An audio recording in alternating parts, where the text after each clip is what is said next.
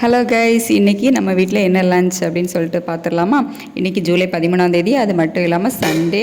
So நம்ம Sunday ஸ்பெஷல்னு ஆரம்பிக்கல, அதுக்கு ரீசன் வந்து உங்களுக்கே புரியும்.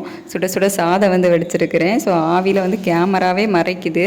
அதுக்கப்புறமா இன்றைக்கி மீனை வந்து அவிச்சு வச்சுருக்கிறேன். புளி, வத்தல், மல்லி, மஞ்சள் எல்லாம் போட்டு மீன் போட்டு அவிச்சு வந்து வச்சுருக்கிறேன். ஸோ இதுதான் இன்றைக்கி நமக்கு குழம்பு. அதுக்கப்புறமா கொஞ்சம் பழைய சாதம் வந்து நேற்றுள்ளது இருக்குது. அதை காலையிலே வந்து கஞ்சி குடிச்சிக்கலாம் அப்படின்னு சொல்லிட்டு தண்ணி ஊற்றி வச்சுருக்கிறேன்.